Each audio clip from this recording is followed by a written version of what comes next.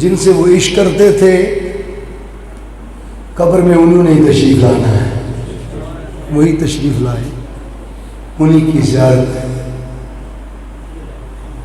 اور میں تو ایک ہی چیز مانگتا ہوتا ہوں کہ اللہ کرے کہ وہ جو ام المومنین حضرت عائشہ صدیقہ رضی اللہ تعالیٰ عنہ کے حجرے میں آقا مسکرائے تھے نا، اور ان کی گمی ہوئی سوئی مل گئی تھی، اللہ وہ قبر میں ہمیں مسکراہٹ عطا فرما، قبر روشن ہو جائے حضور کی ایک مسکراہٹ سے، بولیے نا، قبر روشن ہو جائے۔ وہ مسکراہٹ اللہ تعالیٰ ان کے والد کو بھی قبر میں نصیب فرمائے۔ تو میں نے ایک بڑی اہم جگہ جانا تھا، ڈالو والی، ایوب بھائی کے ساتھ جب رات کو رابطہ ہوا، میں بھی سودرا محفل میں تھا، وہ میں نے وہ کینسل کیا پروگرام، کسی اور ساتھی کی ڈیوٹی لگائی، ادھر تھوڑی حاضری دینی تھی۔ پھر میں نے گجرات عرس پاک مرشد خانے وہاں پہنچنا ہے، دو تین باتیں والدین کی عظمت کے حوالے سے کمپیریزن دینا ہے، فرائض میں کمپیریٹیو اسٹڈی میں دو تین باتیں کرنی ہے بڑی اہم۔ اللہ فرماتا ہے وَوَصَّيْنَا الْإِنسَانَ بِوَالِدَيْهِ حُسْنًا، اور ہم نے بنی نوع انسان کو حکم دے دیا کہ وہ والدین کے ساتھ بولیے حسن، جو سلوک کرتا ہے اور جو کرنا چاہتا ہے وہ ذرا بولے حسن سلوک کرے۔ آپ اندازہ نہیں کر سکتے یہ کتنا بڑا فرض ہے، اور فرض کے لیے یہاں لفظ استعمال کیا نا حکم کے لیے، وہ وصینا ہے، ہم نے وصیت کر دی، ہم نے وصیت، چھوٹا بڑے کو وصیت کرے تو بائی ریکویسٹ ہوتی ہے، درخواست ہوتی ہے، جب بڑا چھوٹے کو وصیت کرے تو وصیت بمعنی حکم ہوتی ہے۔ والدین اپنی اولاد کو وصیت کرے تو حکم کا درجہ ہے، استاد اپنے شاگرد کو کرے حکم کا درجہ ہے، اور یہاں اللہ اپنے بندوں کو کر رہا ہے، تو اللہ سب سے بڑا ہے، اس کی وصیت بھی بولو سب سے بڑی ہے، اس کا حکم بھی بولیے سب سے، تو یہاں بدرجہ اولا وصیت بمعنی حکم کے معنی میں یہ بات طے پا گئی، جس کام کا اللہ کا حکم آ جائے وہی عمل فرض ہو جائے۔ عمل کے فرض ہونے کے پیچھے ایک ہی راز ہے کہ اللہ اور اس کے رسول کا حکم آ گیا صلی اللہ علیہ وسلم، بولیے نا، اللہ اور اس کے رسول کا حکم آ گیا۔ 750 جگہ نماز کا ذکر ہے کم و بیش، تو نماز کیوں فرض ہوئی؟ ایک ہی وجہ ہے کہ بولیے نا اللہ کا، سارے بولیے اللہ کا حکم آ گیا۔ روزہ کیوں فرض ہوا؟ بولیے اللہ کا، فمن شاہد منکم الشہر فلیصم۔ صاحب استطاعت پر حج کیوں فرض ہوا؟ بولیے نا اللہ کا، وَلِلَّهِ عَلَى النَّاسِ حِجُّ الْبَيْتِ مَنِ اسْتَطَاعَ إِلَيْهِ سَبِيلًا۔ صاحب نصاب پر زکوٰۃ کیوں فرض ہوئی؟ وَأَقِیمُوا الصَّلَاةَ وَآتُوا الزَّکَاةَ، اللہ کا حکم۔ تو جب ہر فرض عمل کے پیچھے جس کو کمپسٹیٹ کیا گیا، جو کنکلیوزیو ہے، کمپلسری ہے، مسٹ ہے، واجب ہے، فرض ہے، اس کے پیچھے ایک ہی راز ہے کہ بولیے نا ذرا اللہ کا۔ جس رب کا نماز کی فرضیت کے لیے حکم آیا، روزے کے لیے، حج کے لیے، زکوٰۃ کے لیے حکم آیا، کیا اسی رب کا اسی قرآن میں حکم نہیں آیا کہ والدین سے حسن سلوک کرو؟ اگر اس کا حکم آ گیا ہے تو والدین سے حسن سلوک کرنا، اب آپ بتائیے، رسم ہے، نفل ہے، مسنون عمل ہے یا فرض ہے؟ بولیے نا، فرض ہے۔ اب کتنا بڑا فرض ہے، اس کا لیول کیا ہے، یہ آپ کو آج بتانا مقصود۔ یہ تو سب کو پتا ہے کہ فرض ہے، لیکن وہ کتنا بڑا فرض ہے وہ بات سننے والی، یہ کمپیریزن آج کی گفتگو میں دینا۔ کمپیریزن یہ ہے کہ نماز، روزہ، حج، زکوٰۃ پارٹ ٹائم فرض ہیں، ان کے لیے وقت مقرر ہے. ان میں سے کوئی فرض ایسا نہیں جو ہمیشہ ہو سکتا ہو. فجر کے ٹائم ہونی, بولیے ظہر کتاب موقوتا قرآن پاک میں آ گیا, وقت مقرر ہے. حج زندگی میں ایک بار فرض ہے, اور اگر ایک بندہ ساری دنیا کی دولت اکٹھی کر کے مکے پہنچ جائے اور سعودی عرب کی ساری حکومت خرید لے اور کہے کہ میں نے محرم میں حج کرنا ہے, بولے ہو جائے گا؟ ساری حکومت مل جائے, سارا پروٹوکول مل جائے, ہر شے مل جائے, کعبے کے پھیرے بھی لگا لے, جو وہاں اعمال ہیں سارے وہ سارے کر گزرے, حج کاؤنٹ ہو جائے گا؟ نہیں. پتہ چلا حج کے لیے بھی خاص دن مقرر ہیں, ان میں ہی ہو سکتا ہے, آگے پیچھے ایڑی چوٹی کا زور لگا لے نہیں ہو سکتا. زکوٰۃ سال بعد فرض ہے, وہ بھی روز ہر مہینے فرض نہیں. روزہ سال بعد فرض ہے, ماہ رمضان, ٹھیک ہے, سارا سال نہیں. تو آپ نے دیکھا کہ جتنے فرائض ہیں جن کا تعلق اللہ کی ذات کے ساتھ ہے, اس کو رب ذوالجلال نے پارٹ ٹائم رکھا. اس کا کہ ڈیوریشن ہے, ٹائم پیریڈ ہے, اس سے ہٹ کر نہیں ہو سکتے. لیکن جب باری آئی والدین کے ساتھ حسن سلوک والے فرض کی, فرمایا صبح شام رات دن, ارے جب بھی ان کو تمہاری ضرورت ہو اسی لمحے یہ فرض ہے, اسی لمحے والدین سے حسن سلوک کرنا بولو تم پر فرض ہے. یہ پارٹ ٹائم نہیں ہے کہ میں صبح ایک بار چلا جاؤں گا اور باقی ان کو دوپہر کو آپ کی حاجت ہو, شام کو ضرورت ہو تو آپ کہیں کہ نہیں میرا ہو گیا, چونکہ میں نے چلے جانا ہے لہٰذا مجھے کیا ضرورت ہے, ایک پھیرا جو لگا لیا ہے, ایک چکر لگا لیا لہٰذا نہیں. اور میں جب وہ تجھے آواز دے تجھ پہ آنا فرض ہے, جب انہیں تیری حاجت تو ضرورت ہو طلب ہو, انہیں اپنے شیڈیول نہ گنوایا کرو.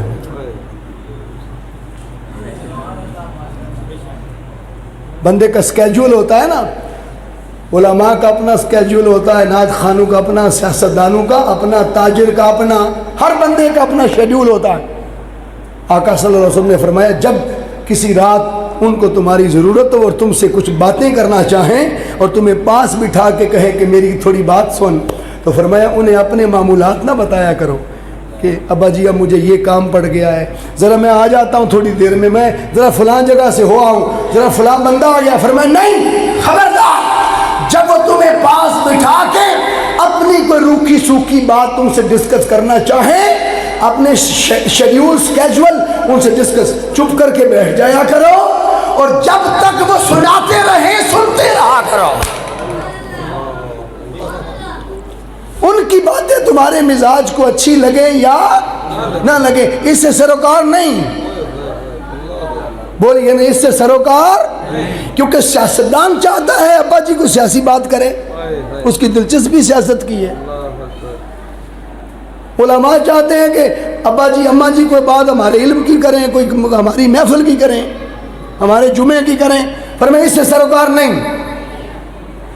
نعت خان بھائی چاہتے ہیں وہ ہماری بات کریں کہ بیٹا آج نعت خانی میں کیسا ہوا, کیا ہوا, کون جیتا, کون ہارا, کتنے رات کو کب آیا. پر میں نہیں, اس سے غرض ہی نہیں. تاجر چاہتا ہے کہ وہ میرے ساتھ بات کرے, تیری دکان کیسی چل رہی ہے, بتاؤ بیٹا منافع کیسا ہے, خرچ کیا ہوا, کیا بچا, کیا کھویا, کیا پایا. پر میں نہیں, اس سے غرض نہیں. وہ تمہارے ساتھ اگر ساری رات بٹھا کر یہ بات کرنا چاہیں کہ بیٹا جب ہم گاؤں میں ہوتے تھے ایک مائی لسی لینے آتی تھی, ہمارے گھر بیٹھ جاتی تھی, ہم آپس میں یہ باتیں کرتے تھے, بابا جی آتے تھے اس کو بلانے, وہ حکا لے کے آتے تھے, وہ آگ مانگتے تھے. ایسی باتیں جو ان پر بیتی ہوں, چاہے وہ لسی سے ریلیٹڈ ہوں, نمک اور آٹا نمک دانا چائے سے متعلق ہوں, کوئی بات جو ان کے من میں آئے تمہارے ساتھ شیئر کرنے لگے. ایسی باتیں سن کر تم نے اگر ان کی سنگت میں ایک رات گزار دی تو حضور نے فرمایا 1000 راتوں کی عبادت سے وہ رات افضل ہے.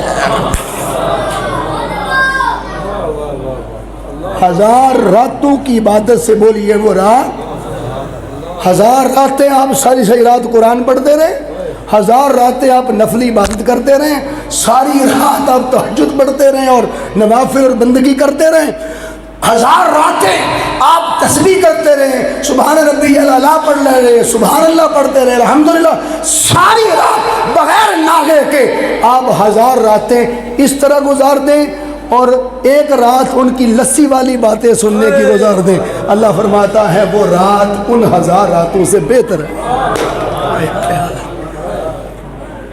آپ کیا سمجھتے ہیں ماں باپ کی باتوں کو ان کے میٹھے میٹھے کلمات کو آپ کیا سمجھتے ہیں وہ کھٹی لسی والی کریں وہ آگ بجھ گئی یا جل پڑی اس کی کریں وہ اپنے گاؤں کی کوئی گھسی پیٹی باتیں پرانی کریں ہمارا ایک مکان ہوتا تھا خستہ اس کی اینٹیں کچی تھیں وہ ہم دھوتے تھے تو ٹوٹ جاتی تھی گر جاتی تھی پر میں وہ جو باتیں آپ سے شیئر کرنا چاہیں ساری رات مسکرا کے تم ان کی باتیں سنتے رہو خدا اجر 1000 راتوں سے بہتر لکھتا جا رہا ہے یہ ایسا کمپیریزن ہے جس کا کمپیریزن ہی کوئی نہیں معلوم نہیں ہم کہاں سوئے ہیں ہم کہاں کھوئے ہیں ہم کہاں حج ڈھونڈتے پھرتے ہیں ہم کہاں عمرے ڈھونڈتے پھرتے ہیں ہم کہاں جنت ڈھونڈتے پھرتے ہیں آپ کی 4 دیواری میں رب نے ساری کائنات دین کی رکھی ہوئی ہے ذرا غور کریں بڑی جستجو کر کے زندگی کمائی کر کے بندہ جنت مانگتا ہے نا کہ جنت لب جائے کسی طرح میں سخاوت کروں مسجد بنواؤں یہ کروں وہ کروں جنت میں کو محل میرے نام لگ جائے حضور نے فرمایا ماں کے پیروں کے نیچے رکھی ہے الجنت تحت اقدام اس سے اگلا سٹیپ ہے رب سے ملنا چاہتے ہیں اس کی رضا وہ راضی ہو جائے یہی 2 کام ہے نا یا دنیا مل جائے یا جنت مل جائے یا رب مل جائے دنیا بہتر ہو جائے فرمائے ماں باپ کی خدمت کر دنیا میں تینوں ستّے ہی خیران دنیا جی بولو تینوں ستّے ہی خیران جنت ماں کے پیروں کے نیچے اب رہ گئی ایک بات اللہ راضی ہو جائے فرمائے ردل والے تیری دا ربا جس پہ باپ مسکرا پڑا اس پہ خدا راضی ہو گیا باپ ہنس پڑا وہ حکا پی رہا ہے اس کے منہ میں دھواں ہے حکے کا لیکن آپ چلے گئے پاس وہ تیرے پر ہنس پڑا بچہ اچھا ہے راضی ہو گیا مسکرا پڑا رب اس کے منہ کے حکے کے دھوئیں کو نہیں دیکھتا باپ کی مسکراہٹ جو اولاد کے لیے نکلی خدا اس تبسم کو دیکھ کے اپنی رضا کا نور تیرے اوپر بارش کی طرح نازل فرما دیتا یہ نہیں دیکھے گا تیرا باپ کیسا ہے یہ دیکھے گا کہ تو نے جیسا کیسا بھی ہے تو نے اسے خوش رکھا ہوا اس کا عمل اس کے ذمے ان کا معاملہ ادھر حدیث میں آتا ہے کہ اگر آپ اپنے باپ یا ماں میں سے کسی کا گناہ بھی دیکھ لیں گناہ کرتے دیکھ لیں تو پردہ کر کے گزر جائیں جتلائیں بھی نہ زندگی میں کہ ابا فلانے میں لے جی ویکھیا سی پردہ کر کے گزر جائیں ماں باپ کو جتلائیں بھی نہ احسن طریقے سے ان سے بات کر سکیں کہ جس میں سمجھے بے ادبی کا خدشہ نہیں ہے وہ کر سکتے ہیں لیکن آپ تانا زنی کے انداز سے جس طرح ہم پبلک کو ڈیل کرتے ہیں فرمایا خبردار اس طرح بات کرنے کی تمہیں اجازت نہیں ان کا اور اس کا معاملہ ہے ماں باپ تو کافر بھی ہوں تو تیرے ماں باپ ہیں کافر بھی تجھ پہ ہنس پڑے اگر تو مسلمان ہے تو اللہ راضی ہو جاتا یہ درجہ یہ شان ہے اب آپ نے ایک طرف یہ دیکھا کمپیریزن چلو ایک چھوٹا سا میں دے دوں ساری دنیا کی دولت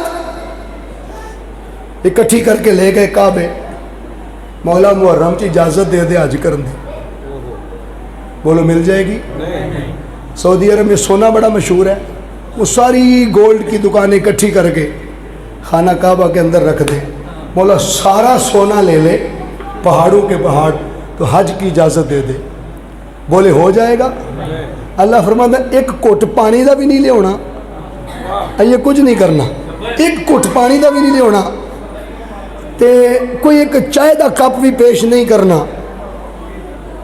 فرمایا بس نرمے پیٹ خالی آ کے ماں باپ کا چہرہ دیکھ لو, جس لمحے دیکھ لو اسی لمحے مقبول حج کا ثواب ہے.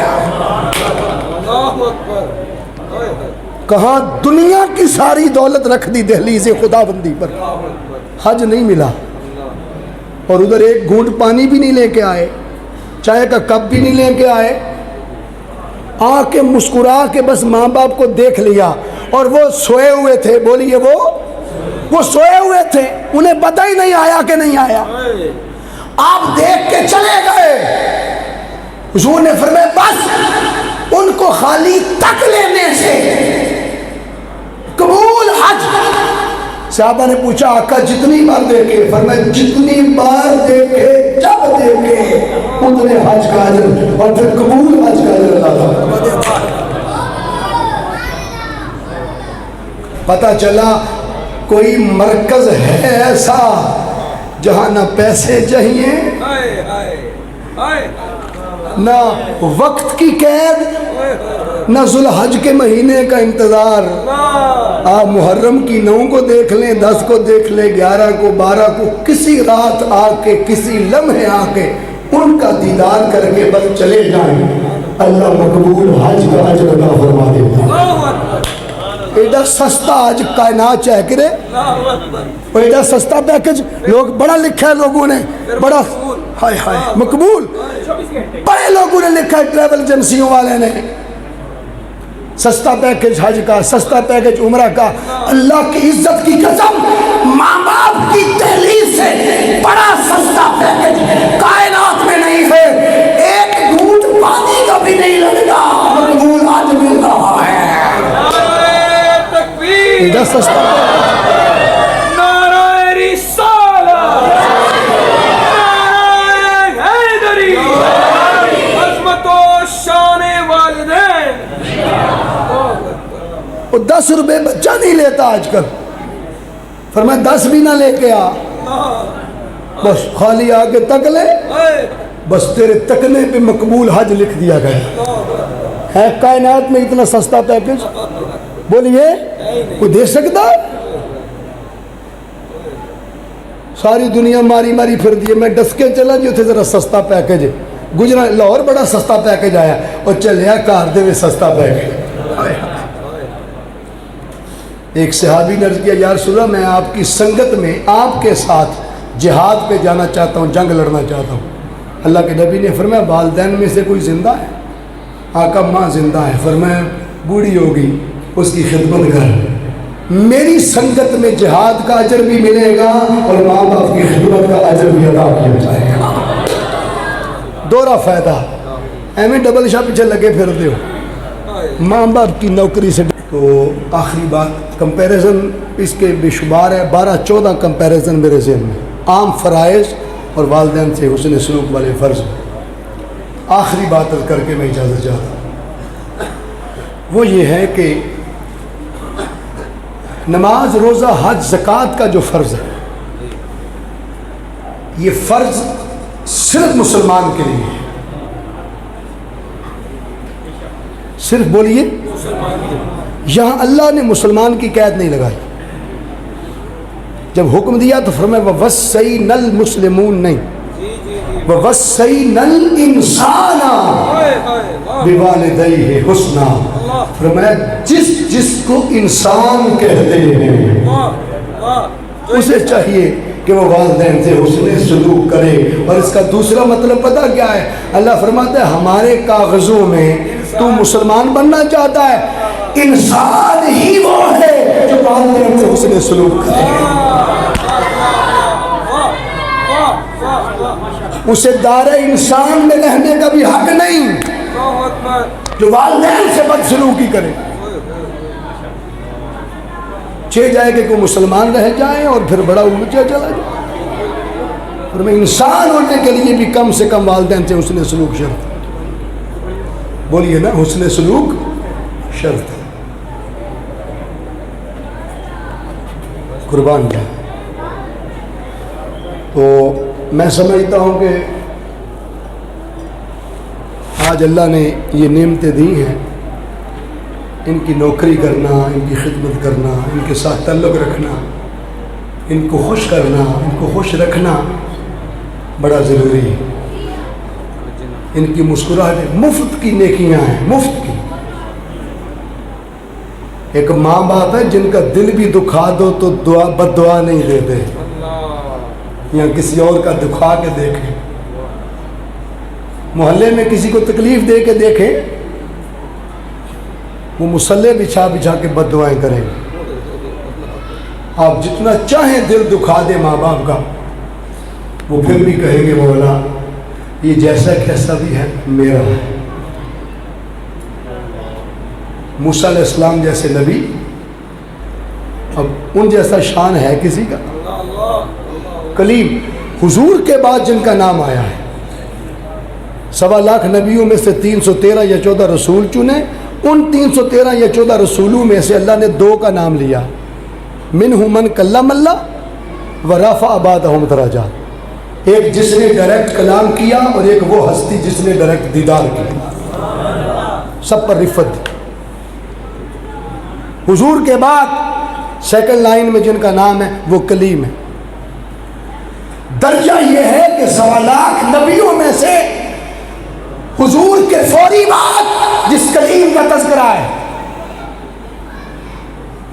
جب کوہ طور پہ گئے نا، اللہ نے درمیان میں پہلے کوہ طور پہ پہنچتے تھے تو وہی آتی تھی، آج رستے میں وہی نازل کر دی۔ فرمایا موسیٰ آج تیز چل کے بھی نہ آنا اور آج اونچا بھی نہ بولنا۔ سید سجاد حسین شاہ صاحب تشریف لے آ رہے ہیں 5-7 منٹ۔ آج اونچا بھی نہ بولنا، کیونکہ جو بندہ تھتلا کے بولے نا، تھتلا کے، اس کی عادت ہے تھوڑا اونچا بولنا، کیونکہ فرعون نے کوئلہ رکھ دیا تھا نا زبان پہ بچپن میں، تو زبان پہ تھتلاتی تھی جب کلام فرماتی، تو تھوڑا اونچا بولنے کی عادت تھی، اور عصا رب نے دیا تھا تو تھوڑا تیز چلنے کی عادت تھی۔ یہ 2 خوبیاں موسیٰ علیہ السلام 40 سال اونچا بھی بولتے رہے اور 40 سال تیز بھی چلتے رہے۔ اللہ نے رستے میں وہی نازل ہی نہیں کی، نہ کبھی منع کیا، 40 سال دونوں فیل کرتے رہے۔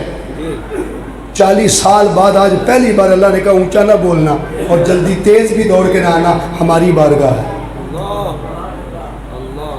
ادب کی بارگاہ۔ موسیٰ علیہ السلام کے ذہن میں خیال آیا مولا 40 سال تو نے یہ روکا نہیں، منع نہیں کیا، آج ایسا کیا ہو گیا؟ فرمایا پہلے آپ جب گھر سے نکلتے تھے تو آپ کی ماں ہاتھ اٹھا دیتی تھی،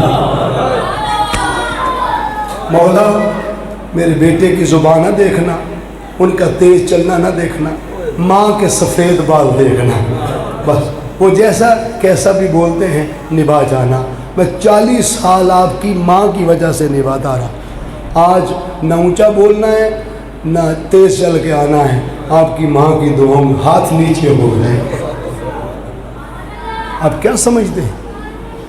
اگر کلیم جیسے پیغمبر کو تنبیہ آ گئی، ہم کہاں کھڑے؟ ہمارا علم شلم علامہ صاحب نعت خان صاحب کہاں رہ گئے؟ وہ جو اللہ سے ڈائریکٹ بغیر واسطے کے جبریل کے واسطے کے بغیر اللہ سے کلام کرتے رہے، اس کی آواز سنتے اور خود اس سے کلام کرتے۔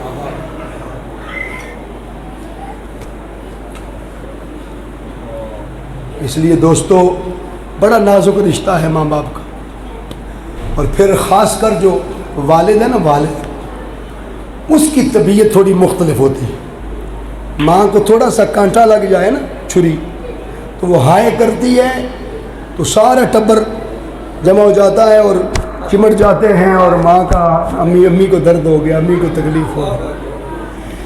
باپ 7 بیماریاں اندر پال کے بھی سی نہیں کرتا، میری اولاد تکلیف میں نہ ہو جائے، وہ مجھے ہاسپٹل لے کے دوڑے گی، وہ پیسہ خرچ کرے گی، اندر گھٹتا رہتا ہے، اندر تکلیف سہتا رہتا ہے، کسی سے شیئر نہیں کرتا۔ اور جو شیئر نہ کرے اس کا مطلب یہ نہیں کہ کبھی پوچھا ہی نہ جائے کہ تمہیں بھی کوئی تکلیف ہے کہ نہیں۔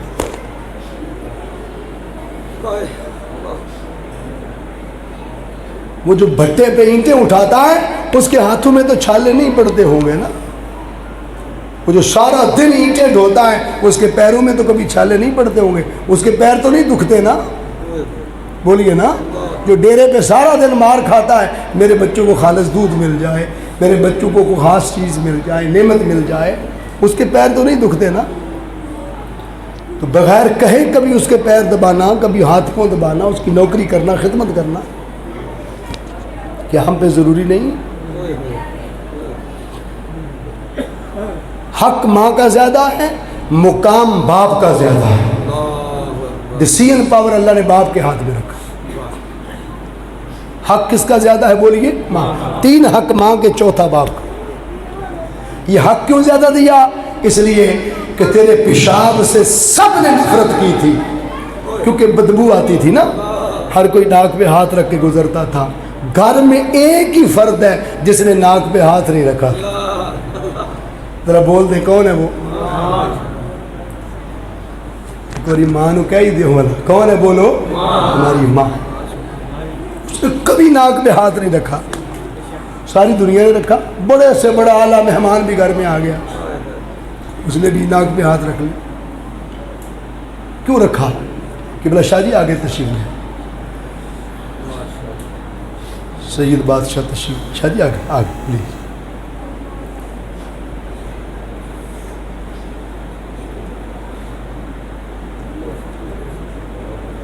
کرسی لے آئے. شاہ جی چیئر نہیں، آپ تکلیف ہے شاہ صاحب.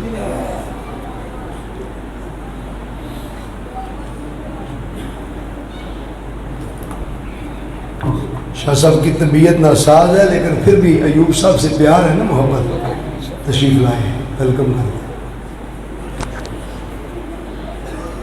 تو سب نے ناک پہ ہاتھ رکھا، نفرت کی آپ کے پیشاب سے. اب بتائیے ایمانداری سے، جو بدبو سب کو آئی وہ بدبو تو تھی نا. آپ کی ماں نے کبھی اس بدبو کو محسوس ہی نہیں کی. ایک ہے جسے بدبو نہیں آئی. بدبو ہے، اسے آتی نہیں. وہ ہنس کے مسکرا کے صاف کر دیتی ہے روز، ایک بار نہیں کئی بار دن میں. اور جب وہ ماں باپ بوڑھے ہو جائے، وہ تھوک دے تو تجھے بڑا گندا لگتا ہے، تیرا سنگ مرمر خراب ہوتا. جب ان کو ضرورت ہو جائے دھونے کی کہ ان کا پیشاب نکل گیا ہے اور تجھے مصیبت بن جائے اور تو ناک پہ 6 کپڑے چڑھا کے انہیں صاف کرے، اس سے بڑی ذلت اولاد کے لیے اور کیا ہے. اور پھر لوگ امریکہ بیٹھے رہتے ہیں کہ خیر ہے ابا جی اسپتال داخل میں، کوئی مرن دی خبر آئے گی تو پھر ٹکٹ کٹائیں گے، ٹکٹ ضائع نہ ہو جائے. لعنت ایسے پیسے پر جو ماں باپ کی نوکری اور خدمت پہ کام نہ آ سکا. جب وہ میت ہو جائے، ماں باپ میت ہو جائیں، ایمانداری سے بتائیں انہیں کندھوں کی کوئی حاجت رہتی ہے؟ اب تو انہیں کندھوں کی کوئی ضرورت نہیں ہے. اب تو وہ علاقے کا ماجا بھی، گاما بھی، زید بھی، بکر بھی سارے دے رہے ہیں، دوڑ دوڑ کے کندھا دے رہے ہیں. اب تو تیرا کندھا نہ بھی ہو تو کام چل جائے گا. انہیں تیرے کندھے کی ضرورت تب تھی جب کوئی انہیں تھوک کروانے والا نہیں تھا، جب انہیں اٹھا کر واش روم لے جانے والا نہیں تھا اور تو غائب تھا. وہ رو رہے تھے کہ کوئی ہوتا تو مجھے واش روم لے جاتا.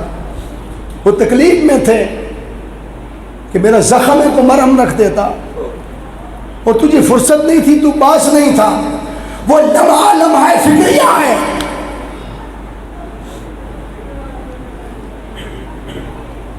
جب اللہ کی قسم جب آپ نیت کر لیں نا ماں باپ کی نوکری اور سیوا اور خدمت کی، پھر رستے کی ساری رکاوٹیں ہٹ جاتی، رکاوٹیں رہتی نہیں.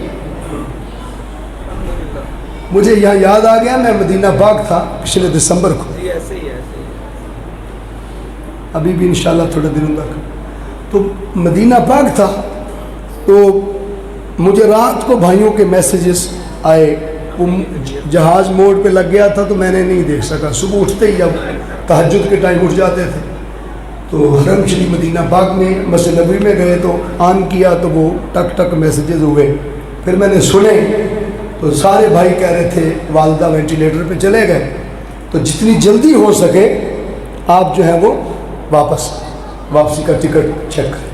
اب مجھے سمجھ نہیں آتی تھی کہ میں نے واپسی کا ٹکٹ لیا کیوں نہیں تھا، ریٹرن ٹکٹ میں لے کے نہیں گیا.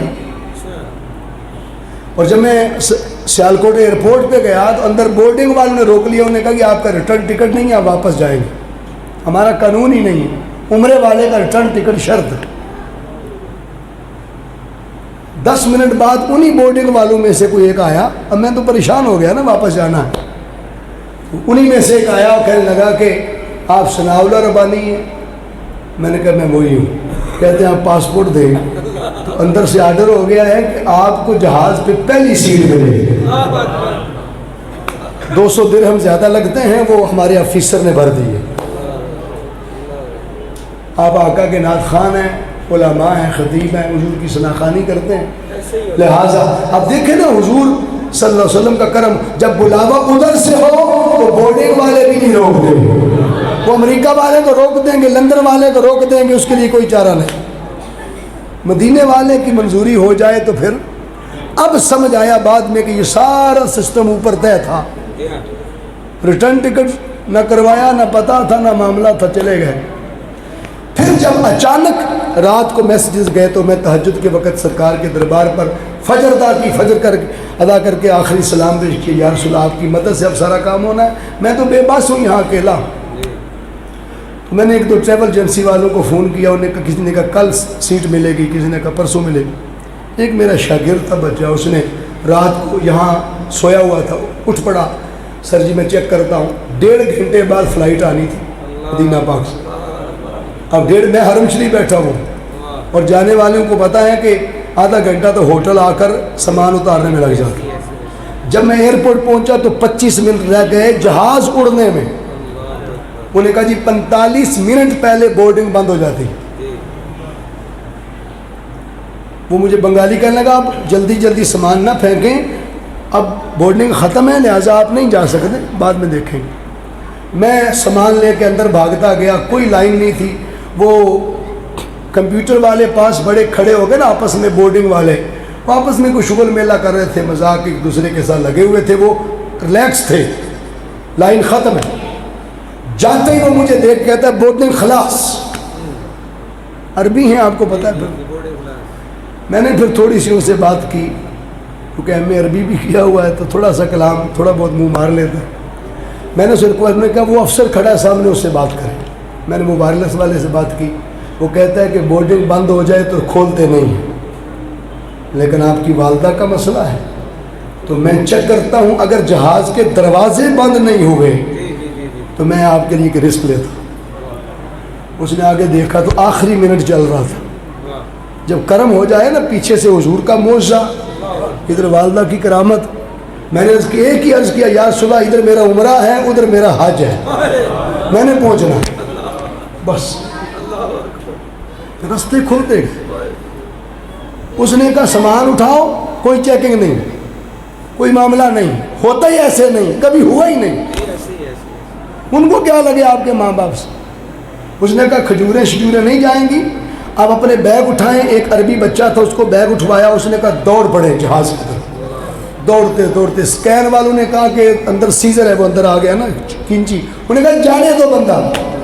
وہ افسر بھی پیچھے دوڑتا آ رہا تھا، وائرلیس والا. دوڑتے دوڑتے جہاز میں داخل ہوئے، دروازے بند ہوئے. 6 گھنٹے میں والدہ کی وفات سے پہلے ہاسپٹل پہنچا، اور میں ہی اکیلا گھر والوں میں سے تھا جن کی موجودگی میں انہیں دم دی. اسی لباس میں جس میں روزہ رسول پر تھا، اسی سے میں نے جنازہ پڑھا. جو میرا احرام تھا وہی ان کا کفن بنا.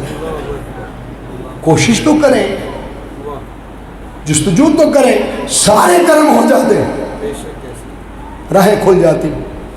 ایسے پیسے کو کیا کرنا ہے کہ ادھر وہ تڑپتے رہیں، ترستے رہیں، اور ہم ریلیکس ماحول میں اپنی کمائی کرتے رہیں. یہ چند جملے میں نے آخر پہ نصیحت کے عرض کر دی ہے. اللہ تبارک و تعالیٰ سن کر سمجھ کر عمل کی توفیق عطا فرمائے. وما علینا الا البلاغ. السلام علیکم.